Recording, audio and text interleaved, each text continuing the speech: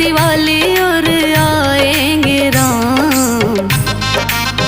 हो दीप घर घर जलेंगे, आवेंगे भगवान। दीप घर घर जलेंगे, आवेंगे भगवान। हाँ गणपति जी आवे संग लक्ष्मी जी आवे, खुश होवे माँ गौरा बोले डमरू बजावे।